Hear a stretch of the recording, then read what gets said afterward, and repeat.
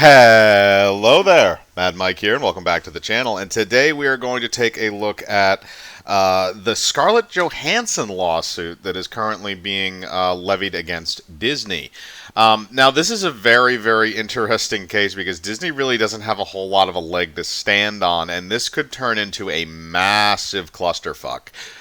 It kind of already is, because most of it is based around the Black Widow film that just came out. But we're going to go through the facts first, the things that we do know, and then we're going to go through some of the speculative stuff, the stuff that could happen.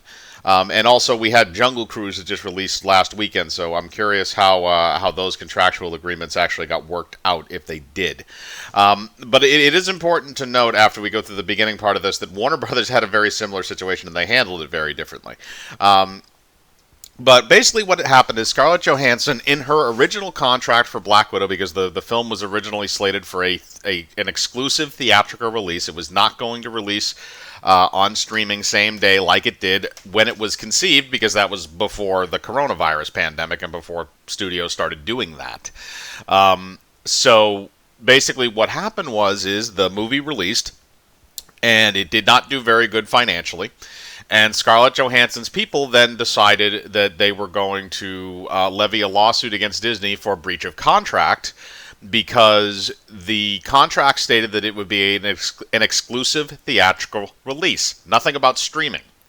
So she wanted to get paid more because it was going to be a streaming release, because I would assume that she also had some kind of a negotiation in the box office for that film, and the box office was not that good, in addition to the money she was paid initially.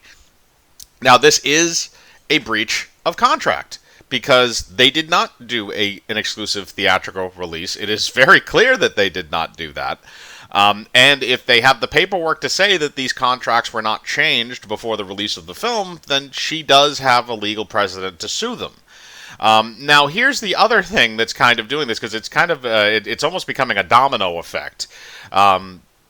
Because here's the other thing, is that NATO, and I need to specify what NATO is. It's not the North American Free Trade Organization. It's the National Association of Theater Owners. And I really think they should come up with a different acronym for that so people don't get confused. But they've been lobbying for the exclusive theatrical releases for months now, because of their whole thing where, it hurts their business if studios start releasing, simultaneously on streaming and in theaters. And I will still stand by the fact that they handled that incredibly poorly, but the ball has literally dropped in their court, where they do have a leg to stand on and say that, oh yeah, look at what happened, all the piracy, that's the other thing, that apparently the Black Widow movie is being stated to have hurt their box office, was the piracy. Apparently, it was extremely pirated, because a lot of people probably did not want to go to the theater to see it, and a lot of people did not want to pay Disney Plus $30 to actually see it. But again, that's more just Disney's predatory business practices, as opposed to actual people wanting to spend money on a good product. So you have all the stuff with the streaming, that whole clusterfuck that's going on. But the thing is that Warner Brothers, like I mentioned before, Warner Brothers had a very similar situation during the release of Wonder Woman 1984. And Wonder Woman 1984 was originally supposed to have a exclusive theatrical release, again, like Black Widow. But Patty Jenkins and Gal Gadot were able to negotiate with Warner Brothers before the film released, and they each got, I believe, an additional $10 million for the streaming release of it, because the streaming release was moved up. I believe it was a simultaneous release at the time, or the streaming release was before the theatrical one. So they got ahead of that, and that's why Gal Gadot and Patty Jenkins didn't sue them. This is now in Disney's court, and Disney had a response to Scarlett Johansson's claims, which, again, her claims have legal merit. Disney's claims, however, are saying that, because of the coronavirus pandemic, we should not have to follow through with our contractual agreements, which is ridiculous. I'm sorry, but if a court actually rules in favor of Disney in this sense, then I think you have a very serious legal problem on your hands, and a lot of actors and actresses are not going to want to work with Disney. A lot of them already do not want to. I think Scarlett Johansson knew they were trying to screw her out the door, and she waited until they actually breached the contract with the release and until the film, was out for a couple of weeks, and then filed these motions with her lawyers. So it's so basically she knew that she had them in a trap. They were stupid enough to go through with it and not care and think they could get away with it.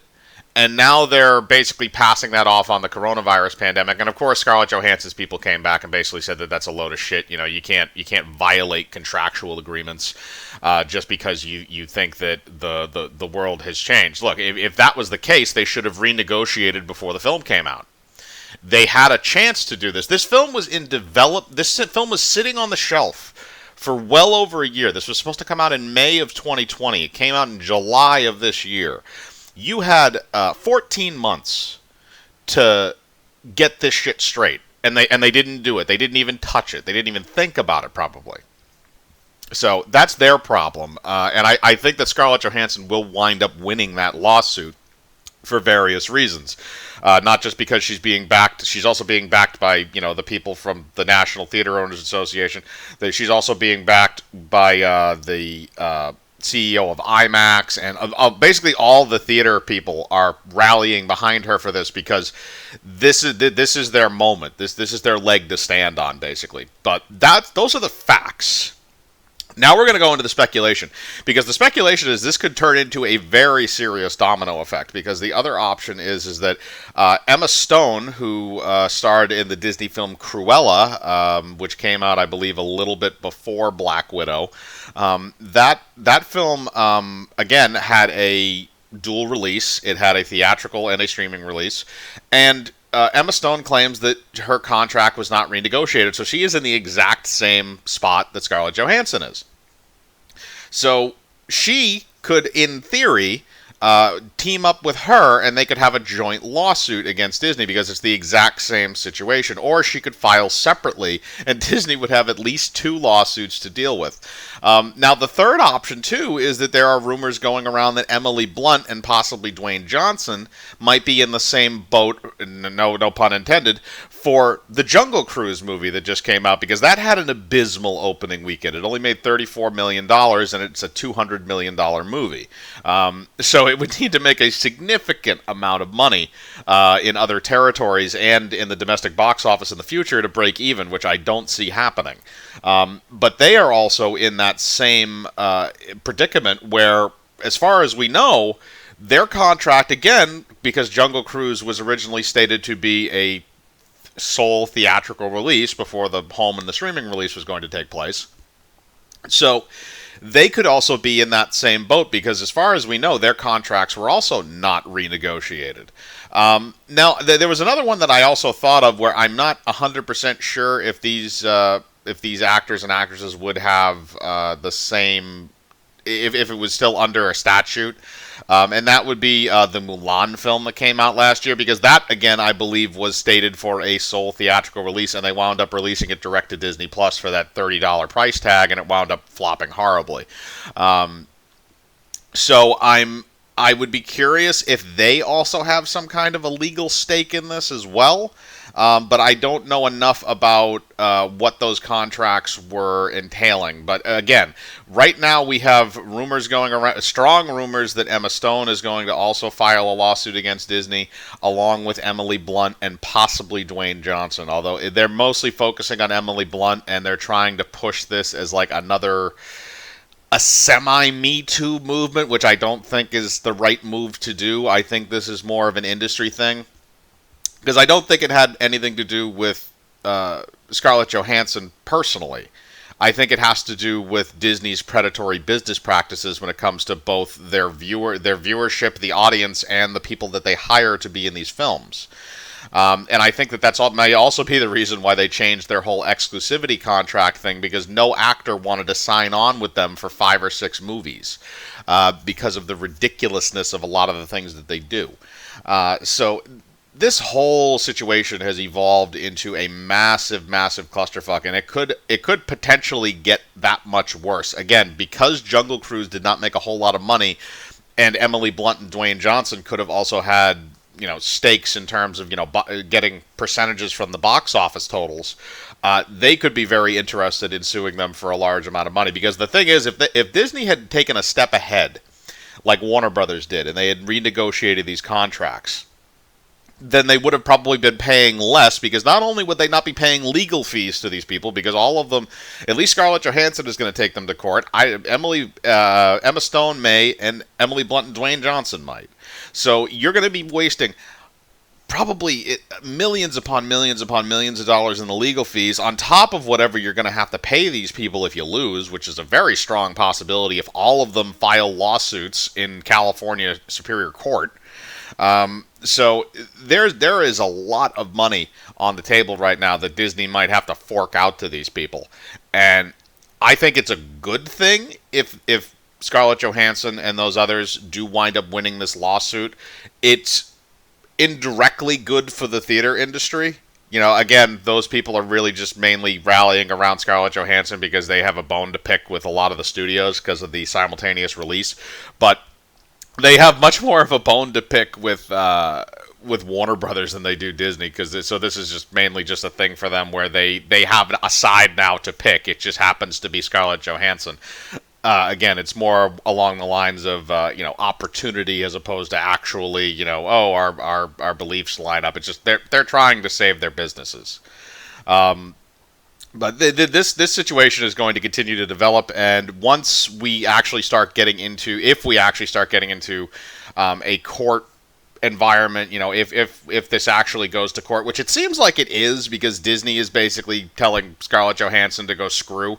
So if that's the case and she drags them into court, I have a funny feeling that she is going to probably win, because of the legal ground she has and because of the plain black and white nature of this, where they literally violated the contract very clearly. Or if you also have any of those other people joining in on this lawsuit or filing their own claims. So there's a lot that's going to go on in this in the near future, but I do hope she wins, just because it's something that these studios do need to be checked. At a point, they need to be checked. Disney needed to be checked a very long time ago, and they're finally starting to feel the burn because of the coronavirus pandemic and because of their recent theatrical failures. Again, Jungle Cruise, Black Widow. Their Eternals is not expected to do well. I doubt a lot of their other Marvel properties are going to do very well in the near future, at least as far as breaking even. But that's just kind of my opinion. I want to know what yours is. Do you think that this is a good thing for the industry? Do you think this is a bad thing for the industry? Do you want to see Disney finally get their comeuppance a little bit from people? Put your thoughts in the comments below. As usual, I like to read them. Hit the bell for notifications. Hit the like button. Subscribe. And remember, I live my life free of compromise. Do you?